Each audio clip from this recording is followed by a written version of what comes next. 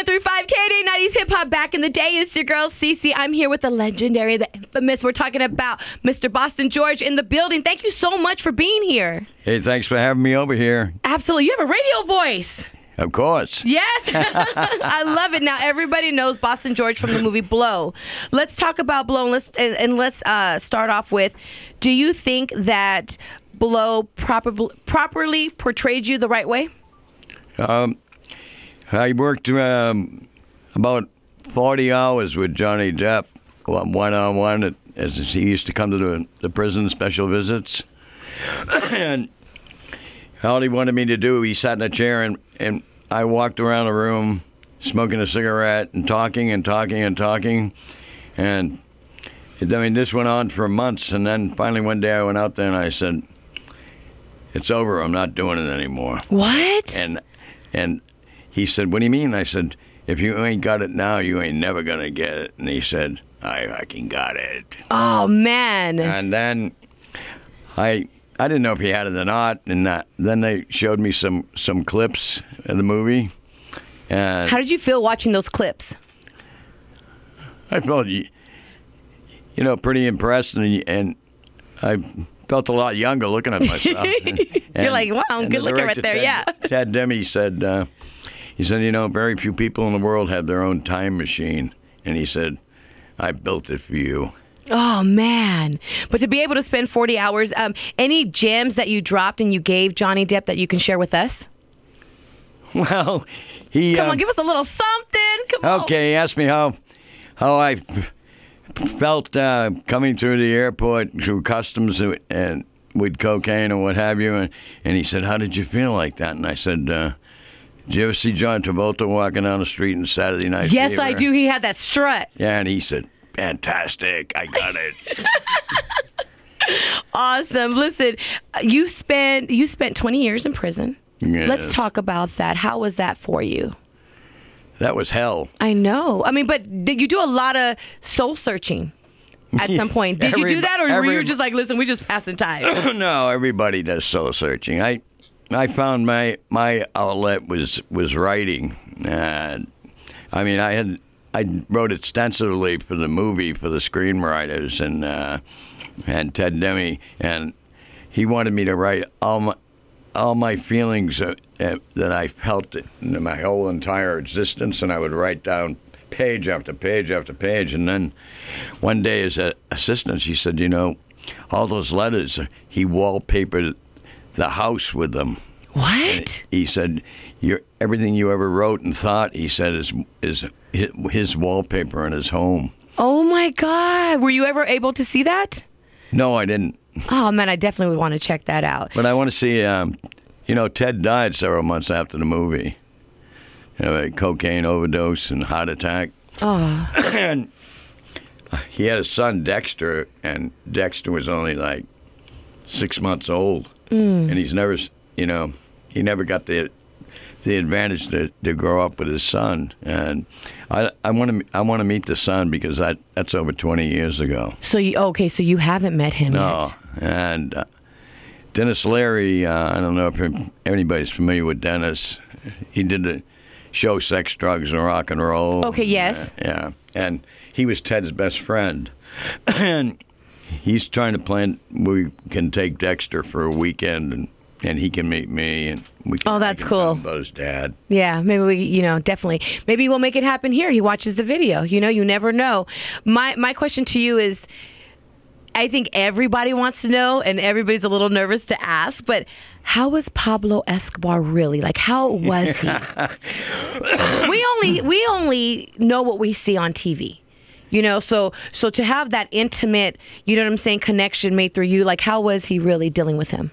He had one basic rule, was that if you steal from me, I'm going to terminate your life insurance policy. And he was no joke, man. I mean, but anybody who worked with him and knowing that and stole from him was a consummate fool. Yeah, absolutely. I mean, it's like anything else. You have to have some form of rules and regulations no matter what business you're in. And what happened is he became over the passing of time, he became more and more violent. And, you know, I think it was part of the cocaine and also the fact that he ran for Senate. He was a senator in Colombia. What? I never knew that. Yeah. What? Yeah. And he was never really accepted because 10% of the populations in Colombia own 90% of all the arable land. And basically, just like in this country, they took it away from the Indians. Right. And we killed all the Indians in this country, except for the ones who own the casinos. And and they didn't do. The Spaniards didn't do that in Colombia. They just more or less set them into poverty and enslaved them. And when you were going to first meet him, when you were first about to go ahead and meet Pablo Escobar, were you nervous? I wasn't nervous because, to be honest with you, I had no idea who Pablo Escobar was, and I didn't even know about cocaine. I was a marijuana smuggler, and I mean, my favorite pastime was taking LSD. Oh man, you lived the life. Well, and so I didn't really know who he was, and he hadn't really come to any great stature yet either. Right. And basically, when I found out how much cocaine was worth, $60,000 a kilo in the United States, you know, it didn't take me long to make a decision that I was going to smuggle cocaine. Well, with your studies in advertising, like how did that play a role? The marketing? Yeah, in the marketing. Like, let's talk about that. Well, at $60 a gram it was in the United States, and only the people in the entertainment industry were the only ones that could afford it. I mean, it wasn't prevalent. It wasn't everywhere. And I was lucky enough to have an associate called Richard Burrell, and he was a hairdresser. Mm-hmm. And he had the inside to Hollywood. And, I mean, in no time at all, I mean, they were even making jokes about it on Johnny Carson. Uh-huh. I mean, cocaine was the drug. It was the drug choice back then. For Ferrari, and the record industry and the film industry. I mean, they made movies about it, and I had the greatest advertising firms in the world, the record industry and the movie industry, promoting my product. You know, back in those days when you said you were dealing with a lot of the celebrities, the people at the time that can only afford it, like, give me your crazy celebrity story that you have that we don't know about.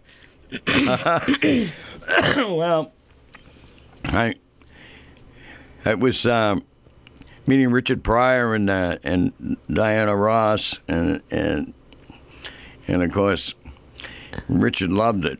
Yes? And I loved Richard. Richard was magnificent. And Diana Ross did too? Brilliant. Well, we might not go down that road. Okay, I'm just asking. I was trying to get an exclusive right now, you know? But Richard's not here any longer. So you can talk about that. Let's put it this way. The lady sings the blues. Oh, man. How was it like to stay at the Playboy Club? And using it as a connection to pick up marijuana, and did you ever come in contact with Hugh Hefner? Many times. Yeah. But I wasn't really interested in Hugh Hefner. I was interested in... Oh, I'm sure you were. In the bunnies. In the bunnies, right? Yeah. Yeah, that was a little epic right there. Now, there's a lot of books that have been written about you. There's a lot of books that you've played your part in. But which book would you suggest anybody watching, listening, which book coming from you is the most accurate about you?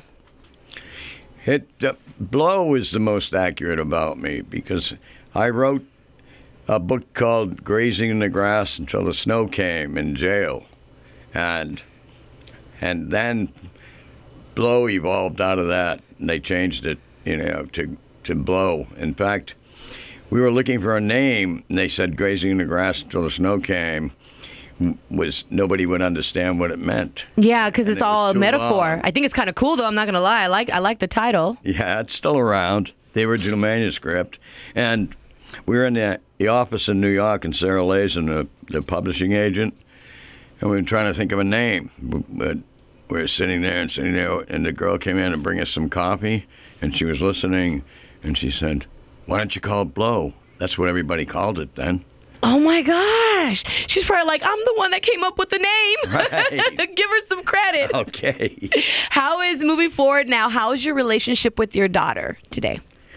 That hasn't worked out.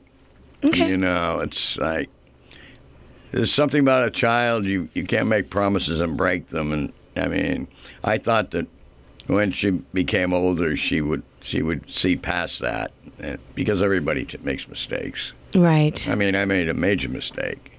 I was gone for 20 years.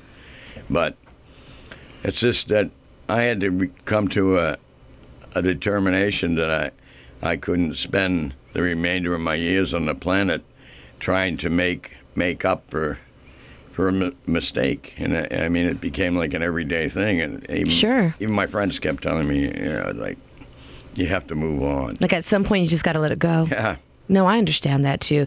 Now, the 1985 bust in Fort Lauderdale, what do you remember about it? It was a bad day at Black Rock. Take us back there, please. I was actually deceived by my friend who was a pilot for me. We were smuggled together in Mexico and whatever, and I lived together with him in Beverly Hills. And he had gone to work as an undercover pilot for the Drug Enforcement Agency. And actually, they